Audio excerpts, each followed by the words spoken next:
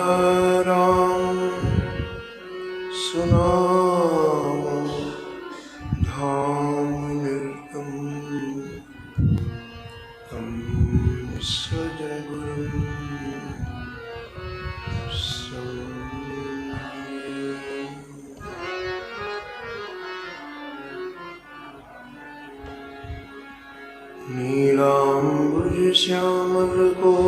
नीलाम्बुजश्यामलकोमलाङ्गं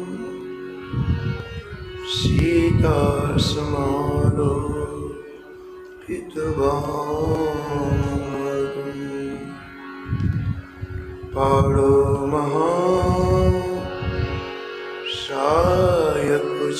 महासायकचारुचकं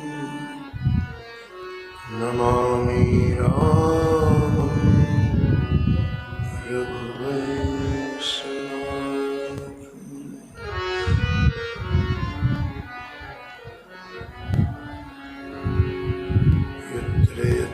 रघुनाथ कीर्तनं तत्र तत्र कृतमस्तकानि वाष्पवारि परिपूर्णलोचनं मारुतिं नमत राक्षसान्तकम्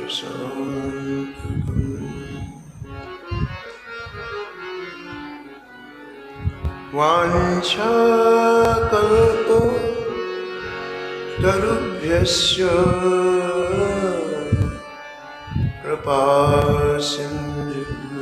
कृपासिन्धुभ्यश्च पतितानां पावनेभ्यो श्रीवैष्णवेभ्यो नमो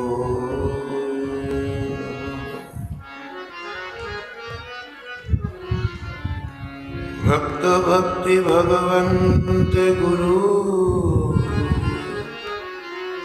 चतुर नाम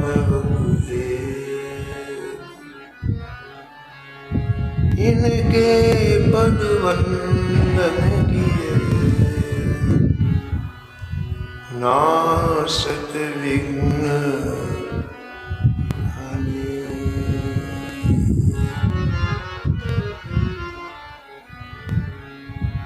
हरिजो आए विराजिए कथा सुनो इतिहास तुम श्रोता या मालूके तुम पढ़े रजमहास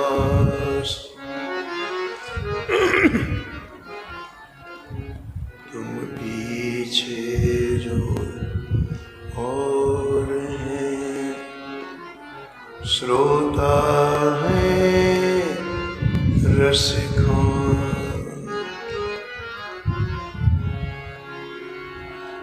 तिनके सकल मनोरथ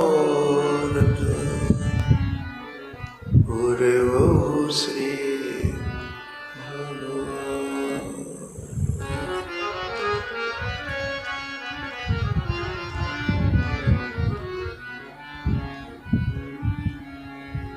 राधे राधे गोविंद गोविंद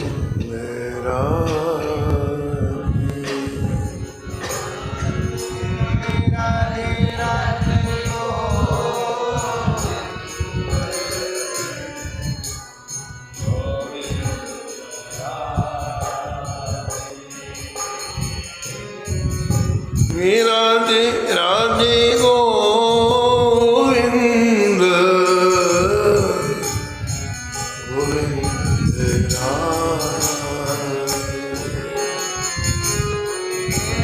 राधे राधे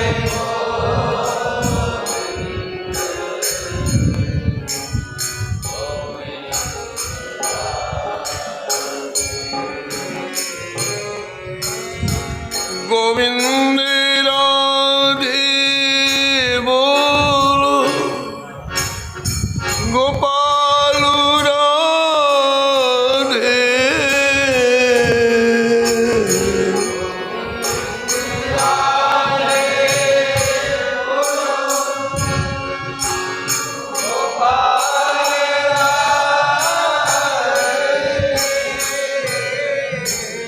राधे राधे गोविंद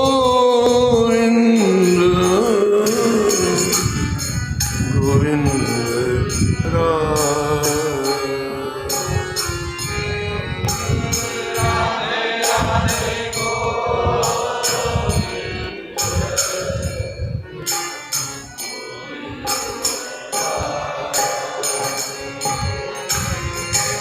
हे राधे राधे गोविंद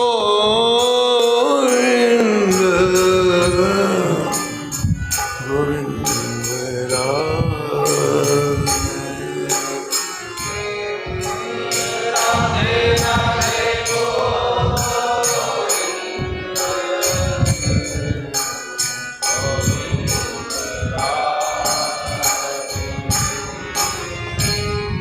हे राधे राधे गोविंद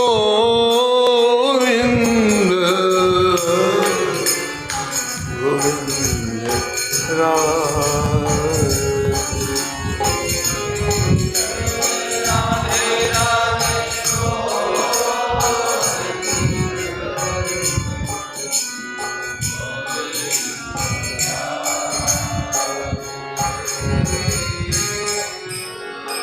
गोविंद राधे बोलो गोपाल राधे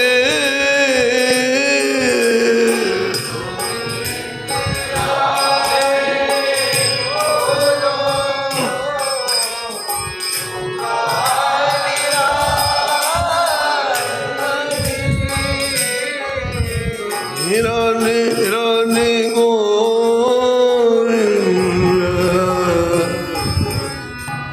गोविंद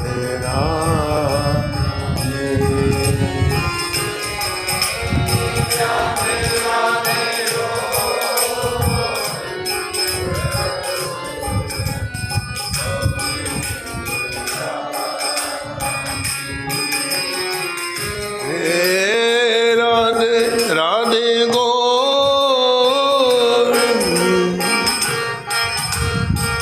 गोविंद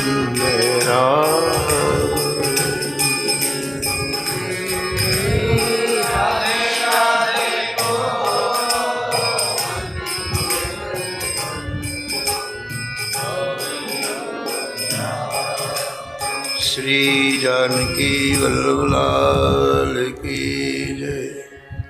श्री मंगल मूर्ति हनुमान जी महाराज की, सपरिकर श्री भक्तमाल जी की, सब संत भगवान की, श्री स्वामी अकड़दास जी महाराज की, श्री नाभाजी महाराज की, श्री प्रियादास जी महाराज की, श्री वृंदावन धाम की, श्री राधा वल्लभ लाल की, श्री बांके बिहारी लाल की, श्री गिरिराज जी महाराज की, श्री यमुने महारानी की, श्री राम नाम महाराज की, श्री महाराज जी की जय जय श्री राम।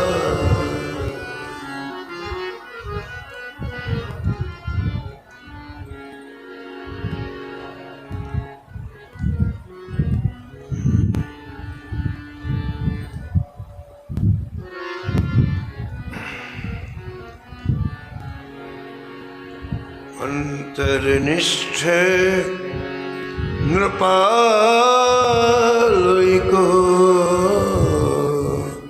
अंतर्निष्ठ परम धर्म नाहिन दूजी।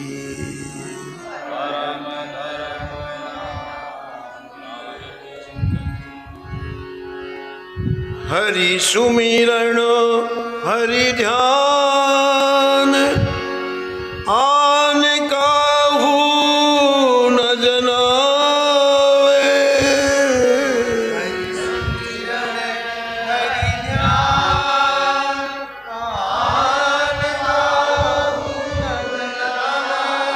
अलग न यही विधि रहे अंगना मरम न पा।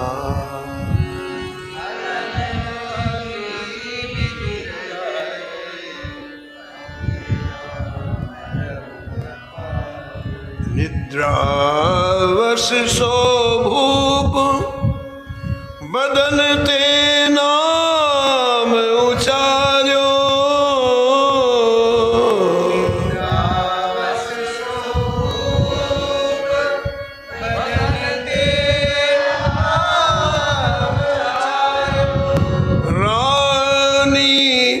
पति पर रीज बहुत वसुता पर वार्यो।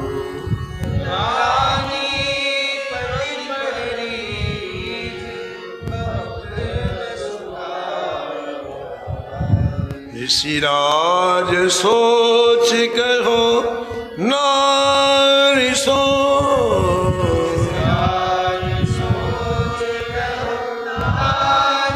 आज भक्ति मेरी कुजी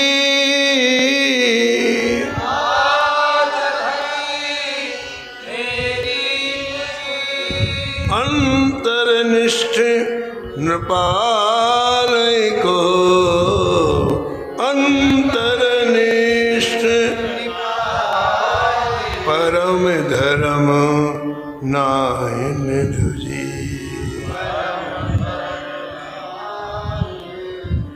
परम धर्म नाहिन दूजी।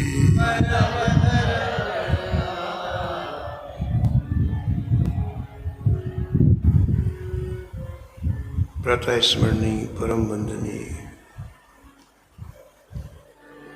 श्री भक्तमाल के रचयिता श्री नाभा गोस्वामी जी इस छप्पे में एक अंतर्निष्ठ राजा का स्मरण किया है। उन राजा का नाम नहीं दिया, लेकिन इनकी निष्ठा में श्री नाभाजी महाराज बलहारी हो गए। क्यों? बोले इसलिए इन्होंने अपनी भक्ति को गुप्त रखा। संसार के सामने अपनी भक्ति को प्रकट नहीं किया। आपने अपनी भक्ति का आस्वादक केवल गोविंद को बनाया, श्री बिहारी जी को बनाया। किसी वस्तु में किसी की दृष्टि पड़ जाए ना तो दृष्टि दोष हो जाता है। इसलिए हम ठाकुर जी का भोग ढक के ले जाते हैं, पर्दे के अंदर ठाकुर जी की सेवा करते हैं, दृष्टि दोष हो जाता है। ऐसे हमारी भक्ति जब सामने लोगों की आती है तो दम्भ के रूप में परिवर्तन होने में देर नहीं लगती है।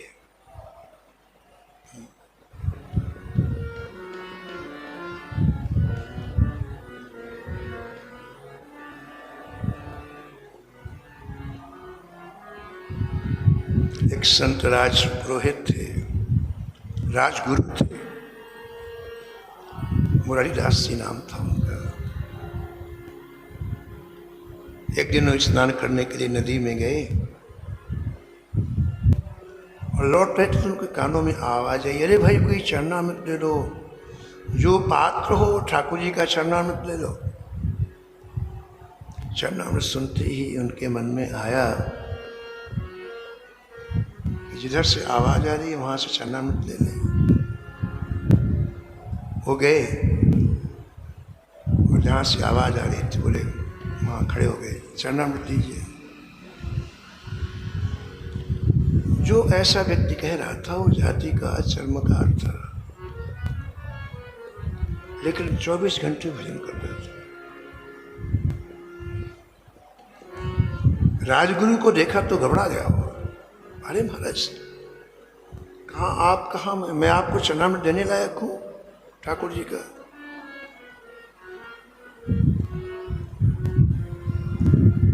श्री मुरारीदास जी ने कहा, देखो भैया चरणामृत में सबका अधिकार है, तुम दो मुझे। बोले कहाँ महाराज आप, कहाँ मैं? तो राजगुरु ने कहा, तुम मेरे से हर तरह से श्रेष्ठ हो। मैं अभी स्नान करके आ रहा हूं और तुम 3 बजे स्नान करके अपने ठाकुर जी की आराधना भी कर दी। मैं अभी स्नान करके आ रहा हूं और तुमने ब्रह्म मुहूर्त में उठ करके ठाकुर जी की आराधना, तुम मेरे से श्रेष्ठ हो। दूसरी बात, तुम्हारी भक्ति छिपी हुई है, कोई नहीं जानता। तो मैंने आवाज सुन ली तो तुम्हारे पास आ गया,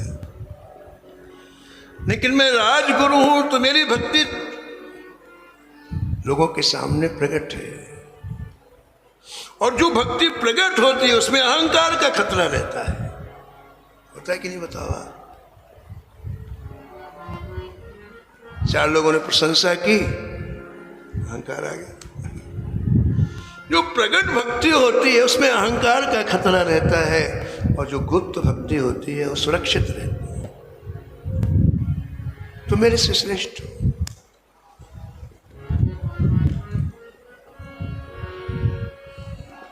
अंतर्निष्ठ नृपाल को अंतर्निष्ठ परम धर्म नांगिन धुजी,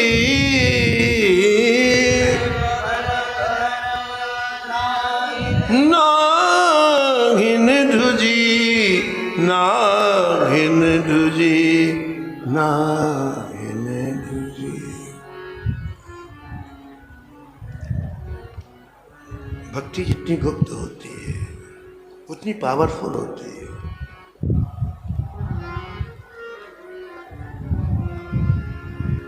ऋषिकेश की बात है।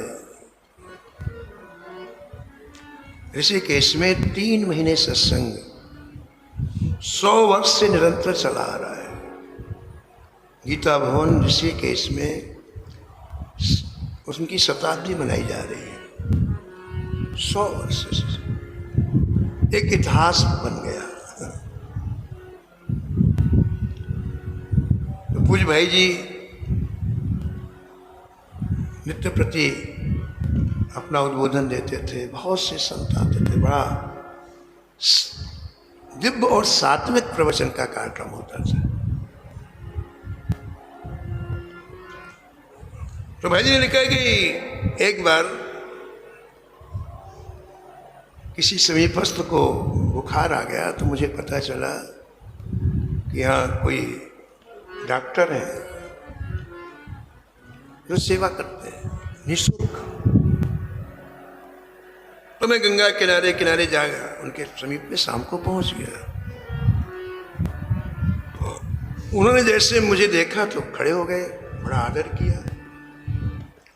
सामने बैठा भाई जी को तो सभी जानते थे, और भाई जी की विनम्रता और भाई जी का भजन, उनका भी गुप्त भजन था। उन्हें बाहर से एक गृहस्थ वेश, अंदर तो भगवान श्री कृष्ण ने राधा बाबा को परिचय दिया भाई जी का। तुम भाई जी को क्या समझते हो, ये साक्षात वृंदावन है। भगवान श्री कृष्ण बोले, इसलिए राधा बाबा फिर गीता वाटिका को छोड़ के कहीं नहीं गए, वो तो वृंदावन आने वाले थे। जो भगवान श्री कृष्ण ने परिचय दिया तो फिर उन्हें प्रतिज्ञा कर ली कि जब तक मैं भाई जी का दर्शन नहीं कर लूंगा प्रसाद नहीं पाऊंगा। और इसलिए भाई जी को कहीं जाना उनको ले जाना पड़ता था।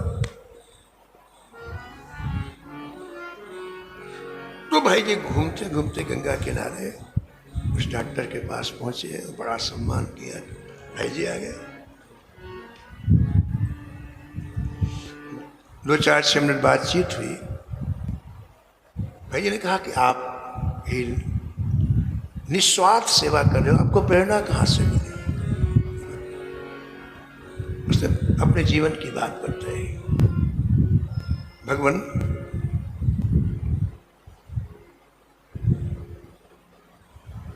मेरे हृदय में जब वैराग जागृत हुआ कि मैं भी भजन करूंगा तो मैंने संन्यास लिया, सन्यासी का वेश बनाया। और वेश बना करके जब मैं भजन के लिए निकला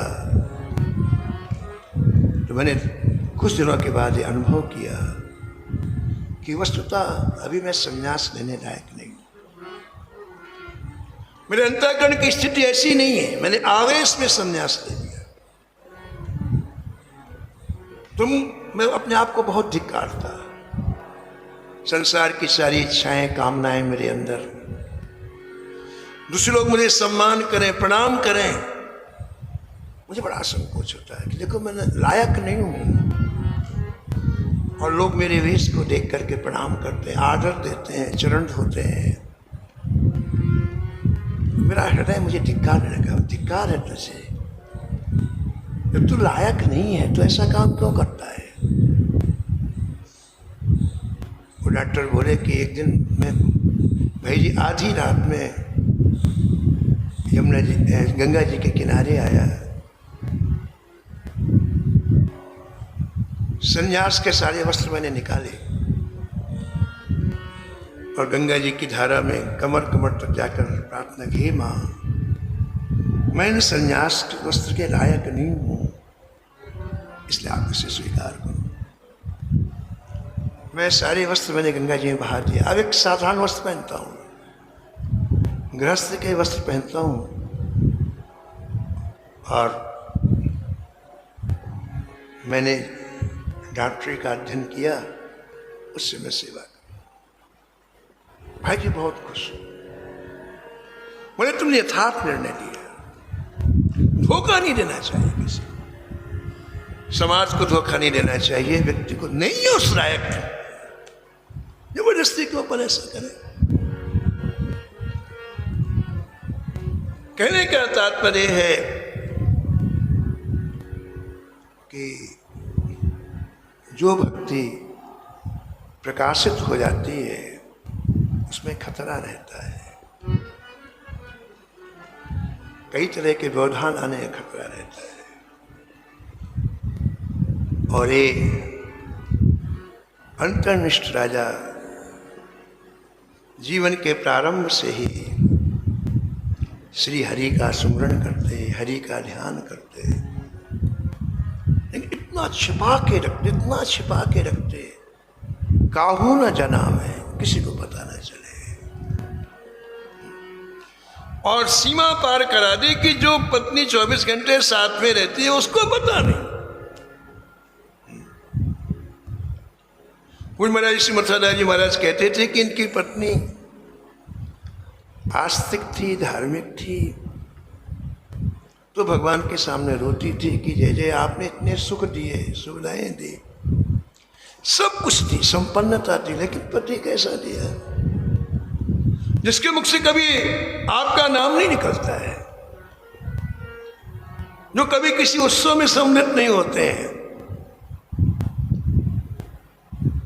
पत्नी रामनवमी मनाती, जन्माष्टमी मनाती, राधाष्टमी मनाती, ये नहीं जाते थे, अपने कमरे में रहते। और आश्चर्य की बात 12 बजे सो के उठते, स्नान आदि करके सीधे राज दरबार में चले जाते हैं, फिर वापस 7-8 बजे आते हैं, फिर अपने कमरे में विश्राम। पत्नी को बड़ा अभाव लगता है कि देखो मैं कोई भी आयोजन कराती हूँ इसमें सम्मिलित नहीं होते। दूसरी बात, कभी भी जहाँ ठाकुर जी माथा टेकने नहीं जाते तो भगवान के सामने रोती है, कहती मुझे और कुछ नहीं चाहिए, इनकी बुद्धि परिवर्तित कर दो प्रभु, ये भजन नहीं करते तो इनकी दुर्गति होगी।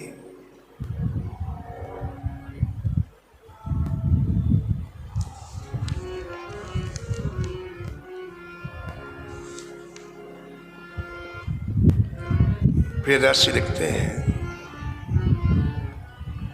तिया हरि भक्त कहे पति पहना भक्त पायो, तिया हरि भक्त कहे पति पहना भक्त पायो। रे मुरझायो मन सोच बढ़ो भारी,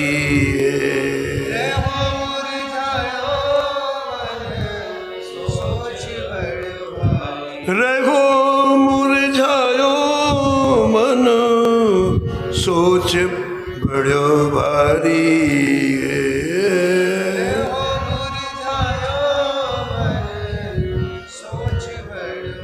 पत्नी थी ना तो ममत्व था, तो सोच बड़ी चिंता, बड़ा दुख, मृत्यु के बाद इनकी दुर्गति होगी।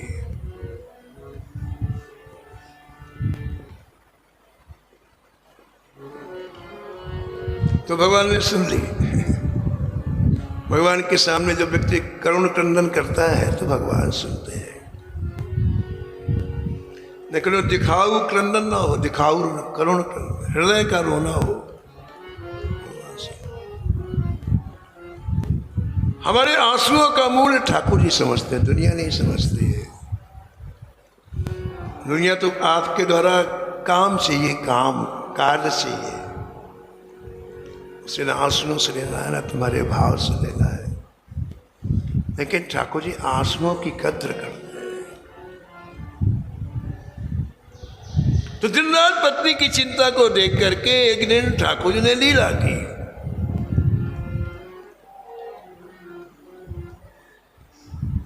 इनकी स्थिति क्या थी?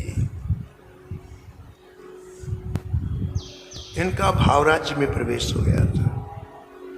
गुप्त भजन था ना, तो लाखों गुना फलीभूत हुआ। जो भजन हम गुप्त करते हो लाखों गुना मिलता है हमको। तो अंदर ही अंदर इस भजन ने भावराज्य में प्रवेश करा दिया। इनकी निष्ठा श्री बिहारी जी में थी।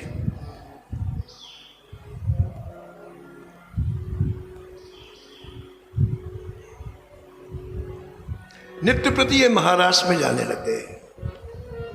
नित्य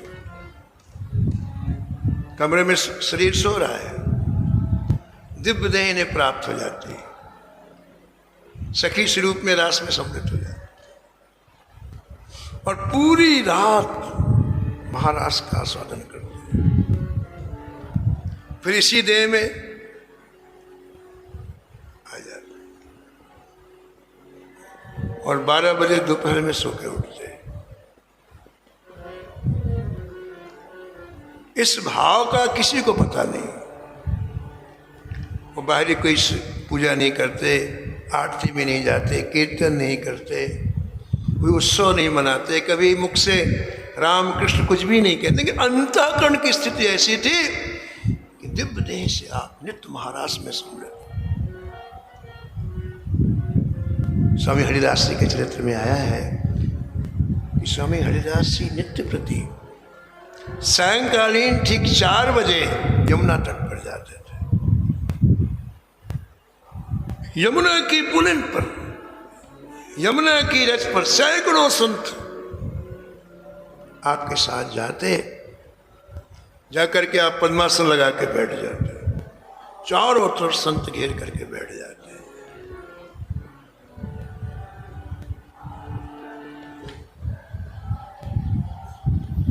पद्मासन लगा करके बैठते ही आप दिव्य देह से सीधे निकुंज पहुंचते, ललिता जी के रूप में निकुंज पहुंचते, और वहां जो लीला चल रही उसमें सम्मिलित हो जाते हैं। निकुंज में अनेक लीलाएं होती हैं।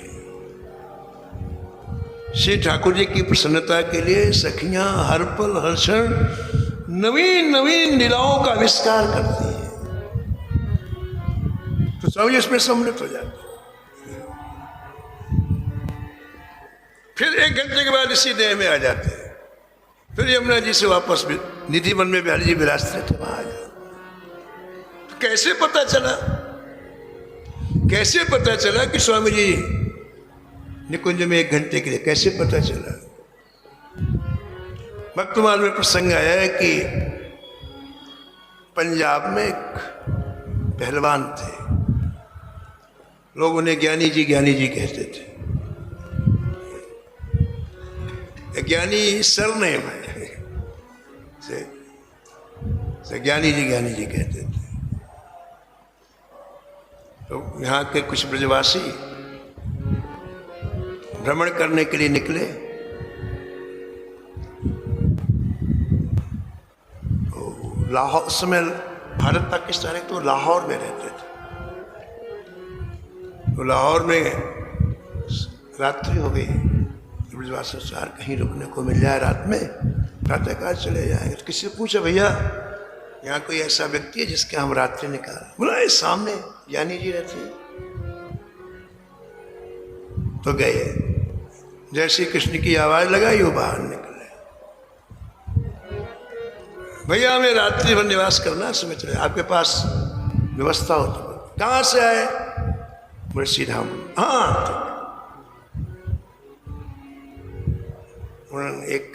उनके पास 4-5 कमरे थे, कमरा खोल दिया। बोले आप थके मांदे आए, भोजन करिए। आप ज्ञानी जी ने भोजन बनवाया। आप समीप में आके बैठे। बोले भैया वृंदावन में क्या क्या होता है? तो कभी आए तो ही नहीं। ब्रजवासी ने कहा भैया वृंदावन में इस समय बिहारी जी की बहार है, चारों दिशाओं से बिहारी जी का दर्शन करने लोग आए।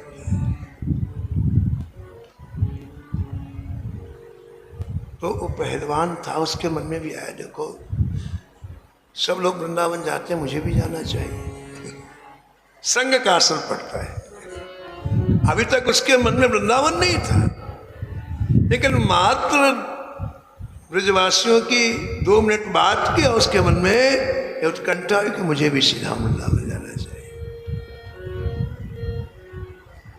तो उसने पहलवान ने पूछा कि बिहारी जी के मंदिर में क्या चीज लेके जाएं तो बिहारी जी की सेवा में लग जाए? तो ब्रजवासी ने कहा भैया वहां का ठाट बड़ा निराला है, बाहर की चीज कोई ली नहीं जाती। बिहारी जी में रोज 12 स्वर्ण मुद्राएं निकलती हैं और रोज खर्च कर दी जाती हैं। 12 तोला सोना रोज निकलता है, रोज खर्च कर दी जाती है, उसने कुछ रखा जाता है। तो सारी सेवाएं वहां निजी होती हैं, बाहर की सेवा नहीं ली जाती। हाँ, स्वामी जी 3 सेवाएं लेते। कोई बहुत सुंदर राग रागनी में पद गाए तो बिहारी जी की सेवा में स्वामी जी स्वीकार कर लेते हैं। किसी का गला अच्छा हो और भावपूर्वक पद का गायन करे तो वो सेवा उसे दे दी जाती है। और दूसरी सेवा, ऋतु के अनुरूप सुगंधित पुष्पों की कोई माला लाए। ऋतु के अनुरूप, जिनमें सुगंध नहीं रहते वो पुष्प ठाकुर जी को कभी अर्पित नहीं किए जाते हैं, कभी नहीं। अब ये गेंदा है, ये सब भी नहीं अर्पित किए जाते हैं, तो जबरदस्ती का मामला है। जिनमें सुगंध ना हो ऐसे पुष्पों को ठाकुर जी को अर्पित नहीं किया जाता है, ऋतु के अनुरूप। सुगंधित पुष्प यदि बिहारी जी को अर्पित किया जाए तो माला ठाकुर जी धारण करते हैं। और तीसरी सेवा, ऋतु के अनुरूप सुंदर इत्र ठाकुर जी के पास कोई लाए तो बिहारी जी उसे स्वीकार कर। 3 सेवाएं, बाकी बाहर के कोई वस्तु नहीं स्वीकार, ना कोई भोग ना कोई कुछ नहीं। अब वो पहलवान सोचने लगा कि मैं क्या ले जा सकता हूं बिहारी जी को, गाना मुझे आता नहीं है, पूरे जीवन मैंने गाली दी है, पहलवान था ना मेरा गला इतना मोटा है। तो पहली सेवा तो गई। पुष्प की माला यदि मैं यहां से ले जाऊं तो सूख जाएगी, पैदल यात्रा करना महीनों लगता था। अब एक ही चीज बचा, इत्र।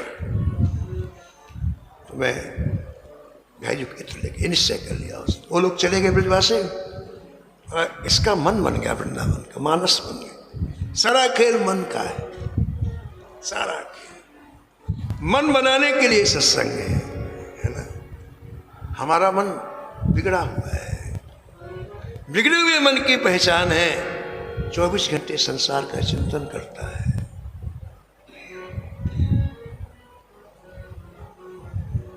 ये सत्संग इसीलिए है।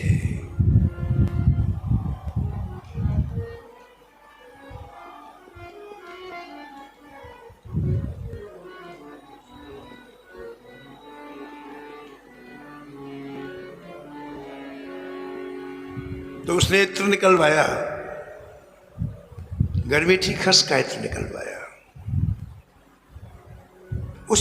आज के जमाने में 1 लाख का इत्र निकलवाया उसने, 1 किलो इत्र निकलवाया और पैदल चला। सीधा वृंदावन आया, पता लगाया कहाँ है बिहारी जी। लोगों ने कहा निधि वन में है। निधि बन गया, बिहारी जी का दर्शन भी किया। पूछा स्वामी जी कहाँ हैं? लोगों ने कहा कि इस समय यमुना तट पर है। उसे वो इत्र स्वामी जी को देना था, वही तो अर्पित करेंगे बिहारी जी को। वो ज्ञानी भक्त इत्र की बोतल लेकर के कहाँ गए? यमुना किनारे। यमुना किनारे जैसे एक मूर्ति होती है, ऐसे निश्चेष स्वामी जी विराजे हुए। आसपास के लोग पदों का गायन कर रहे हैं। स्वामी जी पूरे भाव में डूबे।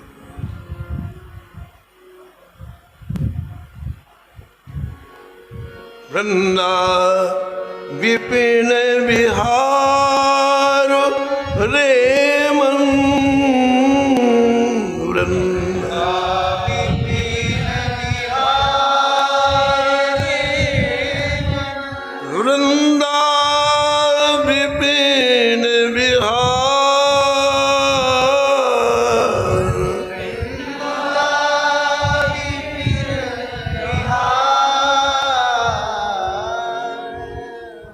वृंदावन सीमा के बाहर, वृंदावन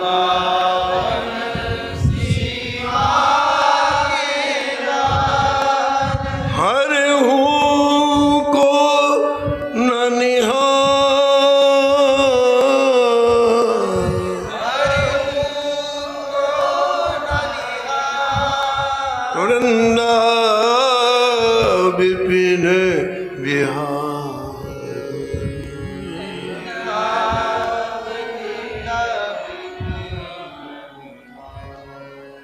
यद्यपि मिले कोटि चिंतामणि, यद्यपि तदपि न हाथ पसार,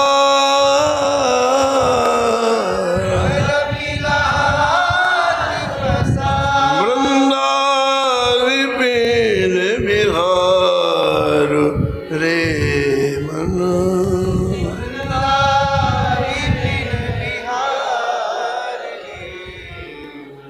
जय श्री भट्ट धूल धूसर तन,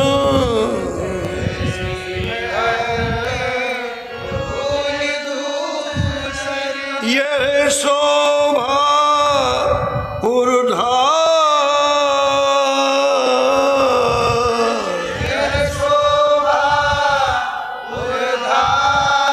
वृंदा विपिन विहार रे।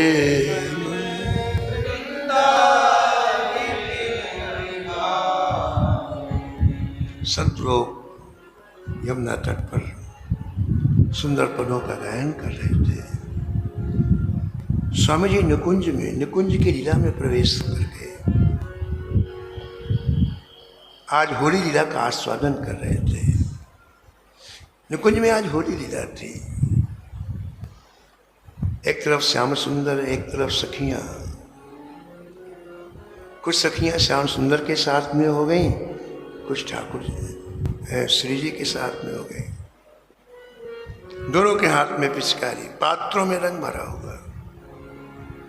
अब जो रंग से नहला देगा वो जीता, और जो रंग से नहा जाएगा वो हारा। अब पिचकारियां चलने लग गई। सखियां अपने अपने पक्ष की जीत के लिए प्रयास करने लगी। श्याम सुंदर रंग डालते तो सखियां किशोर जी को छिपा लेती। किशोर जी रंग डालते तो सखियां उस पक्ष में श्याम सुंदर को छिपा ले। होड़ा होड़ी चल रही है। अब शर्त यह है कि जो रंग में नहला दे वो जीता। एकाएक श्री जी के पात्र का रंग खत्म हो गया।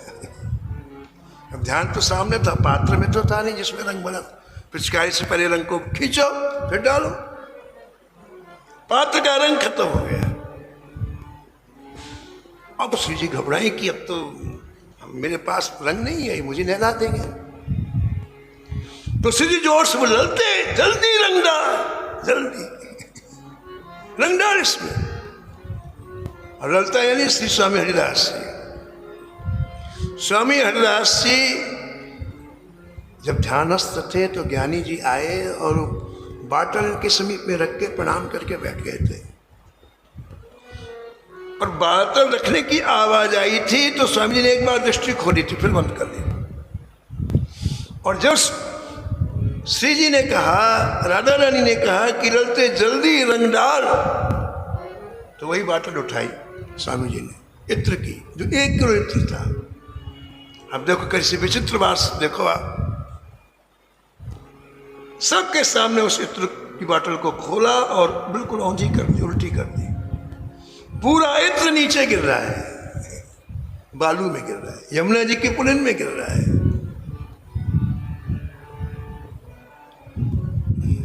जो लाया था उसकी क्या हालत हुई होगी बताओ। वो लाया तो बिहारी जी के लिए, तो मिट्टी में डाला जा रहा है, अब बोल तो सकता नहीं।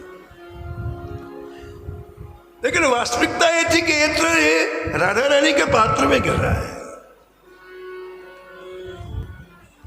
यहां के लोगों को दिख रहा है कि इत्र मिट्टी में गिर रहा है, पुलिन में गिर रहा है, लेकिन वो इत्र गिर रहा था राधा रानी के पात्र में।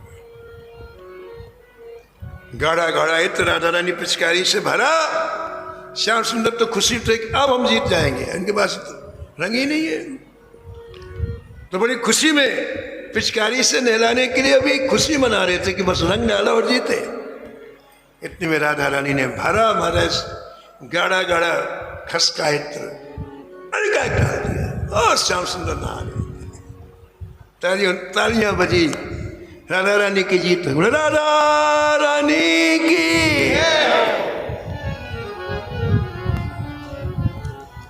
कुंज की लीला पूरी हो गई।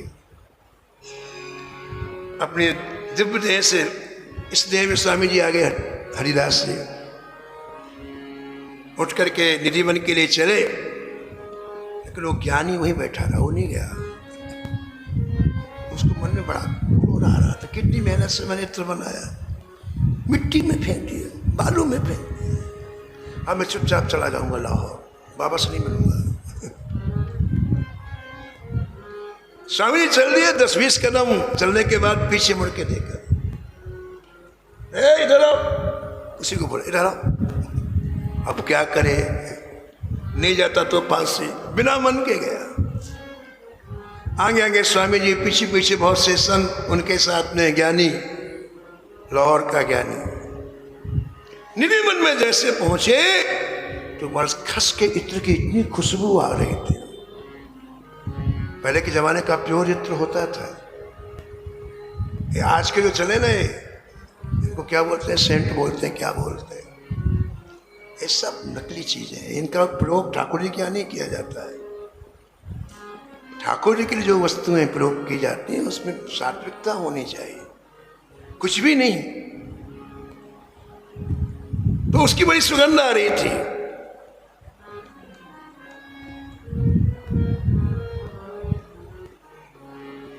स्वामी हरिदास ने से पूछा, भाई जी का दर्शन कर लिया? बोले हाँ।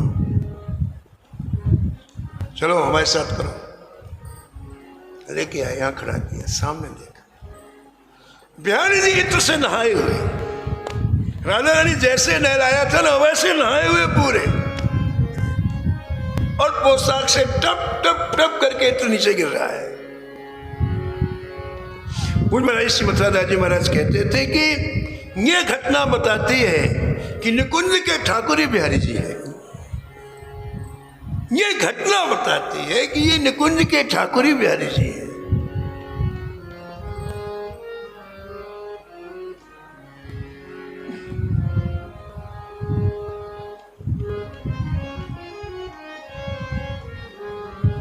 तो दिव्य देह से अंतर्निष्ठ राजा महाराष्ट्र में प्रवेश कर जाते हैं। पूरी रात रास में सम्मिलित रहते हैं सखी स्वरूप से, और रास को विराम होता तो वापस इस देह में प्रवेश कर और सो जाते। किसी को पता ही नहीं। कितनी ऊंची इज्जत बताओ, किसी को पता नहीं। लेकिन रानी जब रोज रोती ठाकुर जी के सामने, तो आज ठाकुर जी ने अनुग्रह कर दिया, कृपा कर दिया।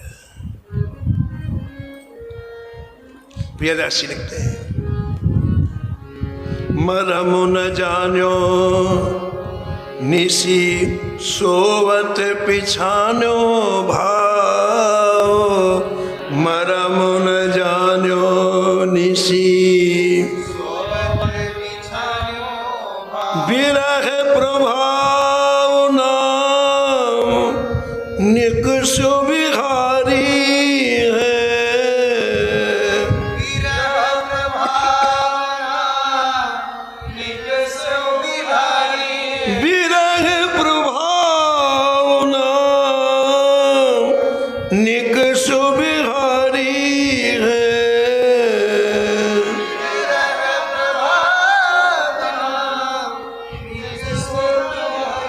निकसु बिहारी है, निकसु बिहारी है,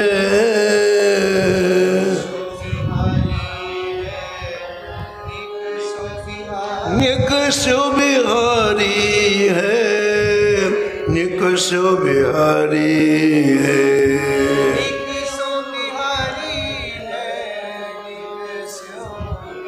बिहारी।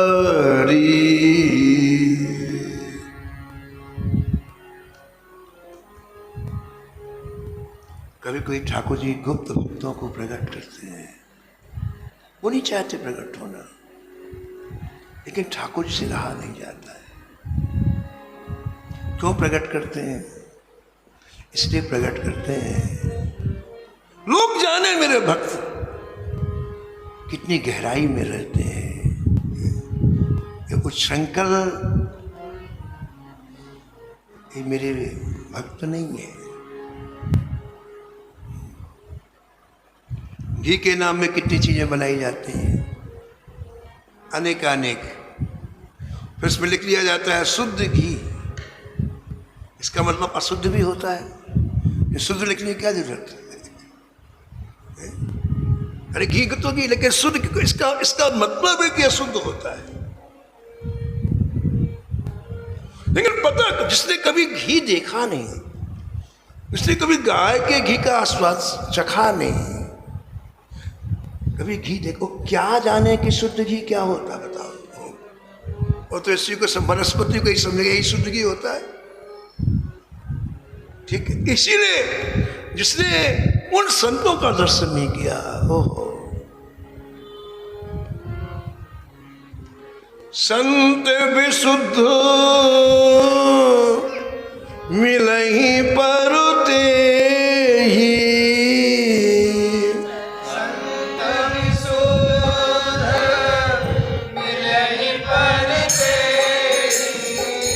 संत विशुद्ध मिलहि परुते ही,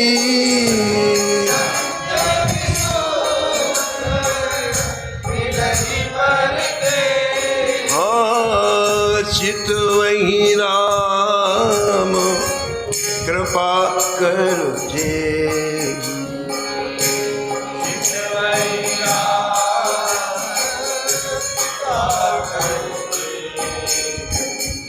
सत्संगति दुर्लभ संसारा,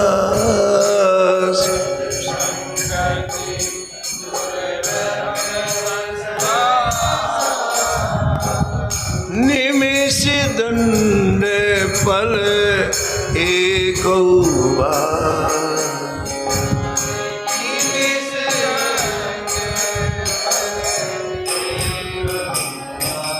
जय जय निमिष दंड पल एको बार,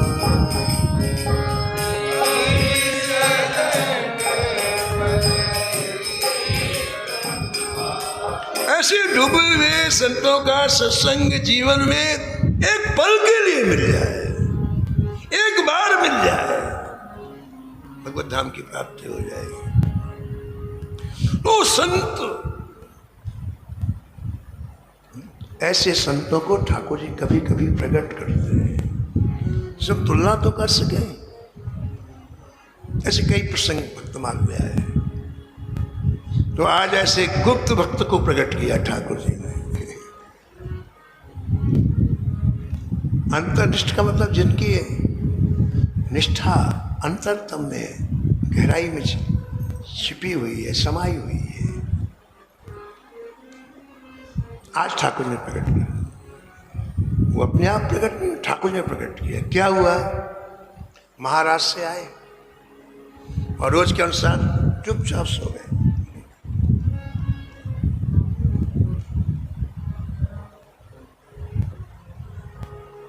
और गहरी नींद लग गई, और गहरी नींद में फिर महाराज का दर्शन स्वप्न में होने लग गया। हम जो भी कार्य तन्मयता से करते हैं वो स्वप्न जरूर दिखाई पड़ेगा उसमें। यहाँ तन्मयता की बात है, अति एकाग्रता पूर्वक, तन्मयता पूर्वक जो भी हम कार्य करेंगे दिन में, रात्रि वही कार्य स्वप्न में दिखाई पड़ता है। तो ये अभी महाराज से आए थे, गहरी नींद लग गई और ठाकुर जी की इच्छा, तो आज महाराष्ट्र में ठाकुर जी का गायब हो गए। महाराज करते करते ठाकुर जी और राधा रानी गायब। ओ महाराज, जैसे ठाकुर जी अदृश्य हुए, वैसे सखी रूप में जो अंतनिष्ठ राजा थे वो जोर से बोले, हाँ बिहारी जो।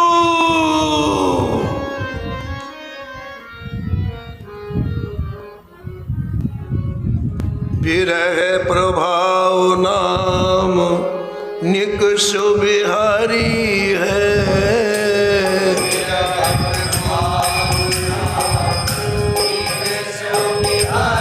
हाँ विरह प्रभाव नाम निकष बिहारी है।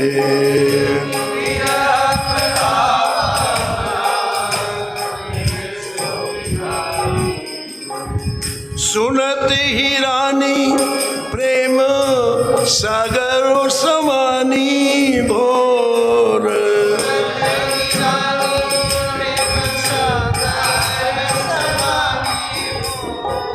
सुनत ही रानी प्रेम सागर समानी भोर,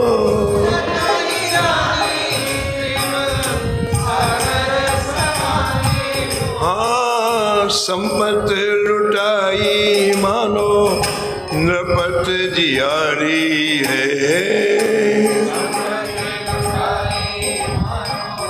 नपत जियारी है, संपत्ति लुटाई मानो नपत जियारी है।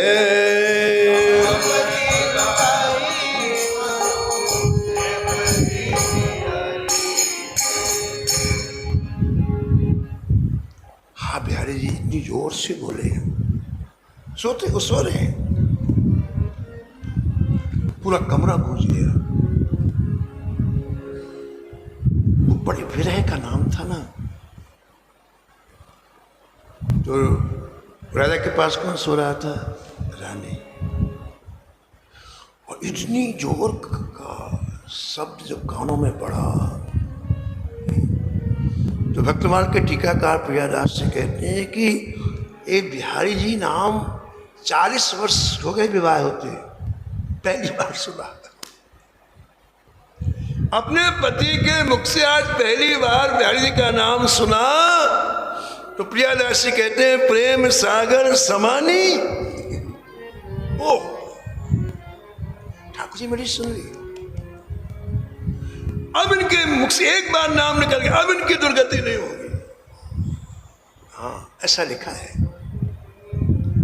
बारक नाम कहत जग जेऊ,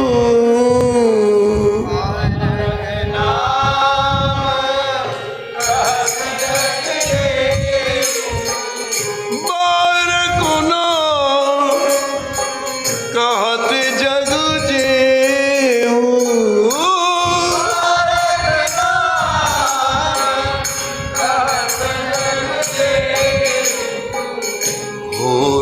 तरण तारण नर देव, होत तरण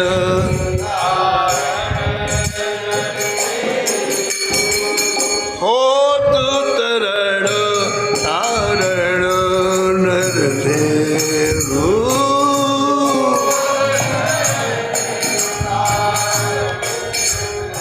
बरक पर एक बार कोई हमें से नाम ले ले, स्वयं भगवान के धाम में जाएगा और लाखों को भगवान के धाम में भेज देगा। तरण तारण। तुम्हारी रानी को इसलिए प्रसन्नता हुई कि एक बार इनके मुख से बिहारी जी नाम, अब कोई चिंता की बात नहीं। भक्तों का कैसा भाव होता है देखो आप। उसके मन में आया कि देखो मेरे पिता की दुर्गति, मेरे पति की दुर्गति रुक गई तो मुझे उत्सव मनाना चाहिए। ये घटना सुबह 4 बजे की है, तो सबसे पहले उसने स्नान किया। स्नान करने के बाद ठाकुर जी के पास जाकर के ठाकुर जी के प्रति कृतज्ञता प्रकट की, जैसे आज आपने मेरे ऊपर कितनी कृपा की। मैं वर्षों से प्रार्थना कर रही थी, आज आपने मेरे पति की बुद्धि बदल दी। आगे की बात बड़ी जोरदार है। प्रियादास जी कहते हैं उसके मन में एक बात आई कि व्यक्ति यदि भगवान का भजन नहीं करता है, नाम नहीं लेता है, वो मुर्दा है, वो जिंदा ही नहीं। व्यक्ति यदि भगवान की तरफ नहीं चलता तो आदमी नहीं, मुर्दा, मरा हुआ आदमी। जिन हरि भगत हृदय नहीं आने, हरि भगत हृदय नहीं आने, जिन हरि भगत हृदय नहीं आने,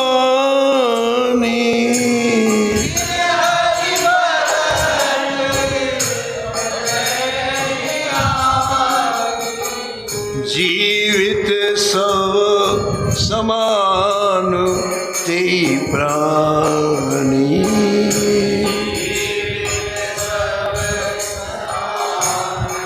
मुर्दे तो रानी अभी तक मुर्दा मानती थी अपने पति को, लेकिन आज भगवान नाम निकला तो रानी कहती कि मेरे पति का नया जन्म हो गया।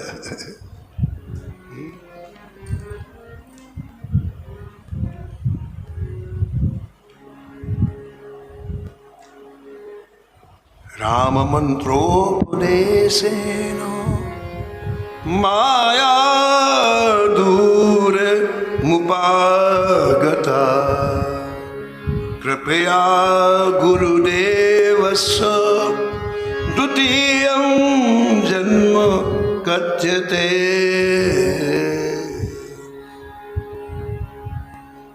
हमारे वैष्णव में शास्त्रों में ऐसा लिखा हुआ है कि जिसने जीव गुरुदेव के चरणों में पहुंचता है, मंत्र दीक्षा प्राप्त करता है, उस दिन उसका दूसरा जन्म हो जाता है, द्वितीयम जन्म कथ्यते।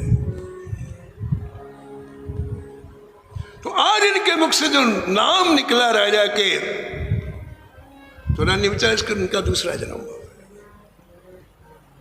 पहले तो मुर्दे थे और अब इनका दूसरा जन्म हो गया। तो जन्म में उत्सव मनाया जाता है। सुबह 4 बजे की बात है, रानी ने सभी प्रधान व्यक्तियों को बुलाया, प्रधानमंत्री है, मंत्री, बोले आज मेरे जीवन का सबसे श्रेष्ठ दिवस है, इसलिए शहनाइयां बजाओ, पूरे शहर को सजा दिया जाए और खजाना खोल दिया जाए, दो जिसको जो कुछ देना है। ओ महाराज, भीड़ इकट्ठी हो गई, बाजे बजने लग गए, शहनाइयां बजने लग गई, नृत्य गान प्रारंभ हो गया, जय जयकार होने लग गई। अब बैंड बाजे से राजा की नींद खुल गई। अब खोपड़ी में बैंड बज रहे। देखा क्या बात है भाई, सुबह सुबह बैंड क्यों बज रहे हैं? देखा शहनाई भी बज रही है। देखा बहुत भीड़ है आज राज मेरे के दरबार में। विचार किया आज तो रामनवमी भी नहीं है, आज होली भी नहीं है, दिवाली भी नहीं है, बैंड किस बात के? समझ में नहीं आया तो रानी को बुलवाया किसी दासी से, और आज रानी ने अपना क्या श्रृंगार किया था महाराज। आज तो वो प्रेम सागर में डूबी हुई थी ना, तो रानी आई तो और आश्चर्य हुआ। ये किस बात की इतना श्रृंगार, किस बात की इतनी खुशी?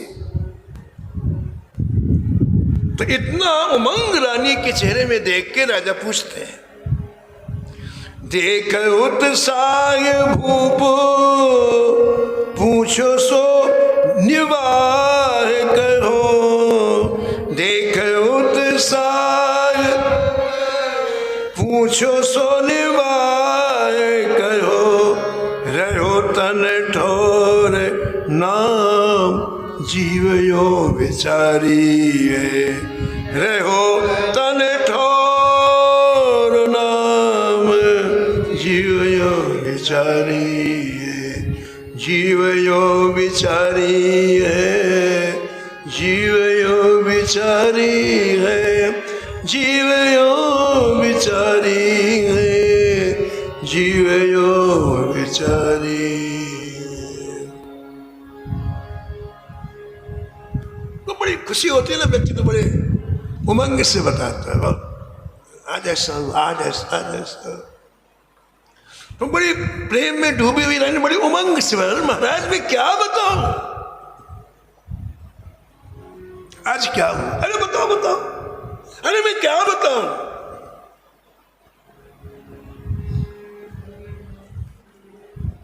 हिरण्यकश्यप तपस्या करने गया ना,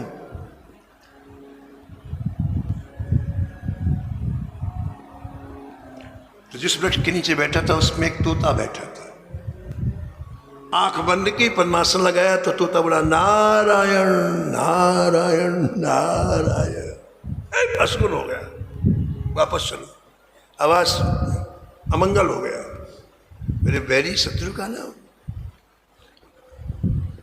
तो हिरण्यकश्यप की पत्नी का नाम था कयाधु। कयाधु ने पूछा, प्राणनाथ आप तपस्या करने गए थे, इतनी जल्दी चले? अरे बात मत कर, आज मैं जैसे बैठा वैसे एक तोता बोला नारायण, अरे इसके मुख से नारायण का नाम, इतनी खुशी का याद हो। 2 मिनट के बाद पानी लेके आई, चल पी लीजिए। क्या हुआ था प्राणनाथ? अरे कह दिया ना नारायण नारायण बोलो। फिर गई भोजन की तैयारी। महाराज आप गए तो क्या हुआ? अरे तेरी बुद्धि क्या क्या आ गया, नारायण नारायण बोला। 108 बार नारायण नारायण कहला लिया और तभी प्रहलाद जी घर में आए। तो उमंग होती तो व्यक्ति बार बार पूछता है। रानी को इतनी उमंग थी तो बार बार पूछता है। उसमें राजा पूछते हैं क्या हुआ, क्यों इतनी आज प्रसन्नता है? बोले क्या बताऊं? अरे बताओ भाई क्या हुआ? आज रात्रि में आपके मुख से श्री बिहारी जी का नाम निकला। ओहो, गंभीर हो गए राजा। ये बात सच है? हाँ हाँ, सबने सुना है आपके मुख से आज रात्रि में बिहारी जी का नाम निकला है। फिर दूसरी बार पूछा, ये बात सच है? बोले हाँ हाँ। फिर तीसरी बार पूछा, ये बात से? बोले हाँ हाँ। खड़े खड़े प्राण छोड़ दिए। जिन नाम को मैंने प्राणों के समान जीवन भर अपने हृदय में रखा, आज वो नाम बाहर आ गया। अब जीवन में जीने से लाभ क्या है?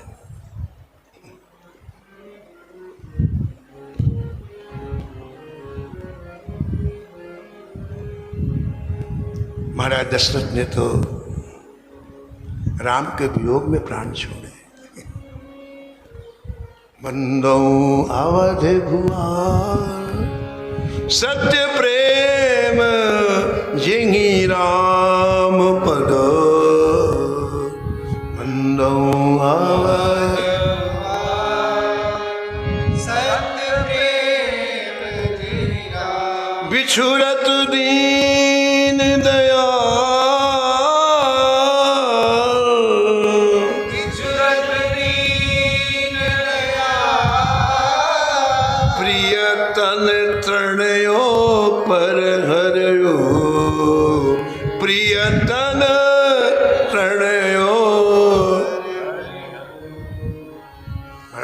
ने राम के वियोग में प्राण छोड़, लेकिन अंतर्निष्ठा ने नाम के वियोग में प्राण छोड़ दिए। नाम निकल गया और शरीर में रह क्या जाएगा? अभी शरीर जीने लायक नहीं। ऐसे नाम निष्ठ पति का ऐसा प्रेम नाम में देख करके आज रानी को बहुत दुख। ओहो, मैंने जिन्हें नास्तिक समझा था तो बहुत बड़े डूबे हुए भक्त निकले।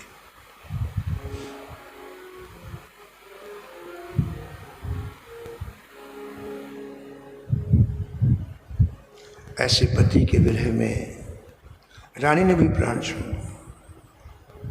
निषेधन ध्यान तजे विरह प्रबल प्राण, निषेधन ध्यान तजे विरह प्रबल प्राण, भक्ति रस खान रूपो कापे जात गायो है, भक्ति रस खान रूप कापे जात गायो है, कापे जात गायो है, कापे जात गायो है।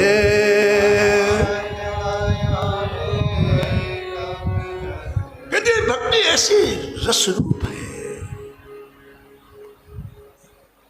इस भक्ति का वर्णन शब्दों में नहीं किया जा सकता है। ऐसी भक्ति किसी भाग्यशाली के हृदय में प्रकट होती है। और जो इस रस में डूबा वही जान सकता है कि भक्ति क्या है। इस प्रेमा भक्ति के सामने बुद्धि का विलास समाप्त हो जाता है। इन भक्तों के चरित्रों को सुनने से, पढ़ने से ये बात स्पष्ट हो जाती है कि अगाध रस है। ऐसे अगाध रस में डूबे हुए अंतनिष्ठ राजा के चरणों में हम सभी प्रणाम करें, वंदन करें, याचना करें कि भगवान, जैसे आपने गुप्त रूप से श्री ठाकुर जी के इस दिव्य रस को का पान किया, हमारे ऊपर भी अनुग्रह करें कृपा।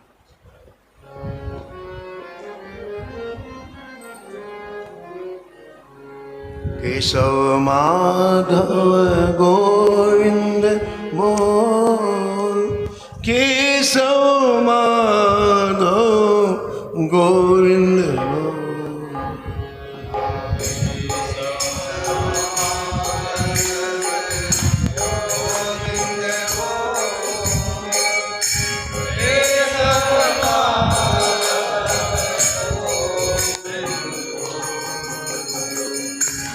केशव माधव गोविंद बोल, केशव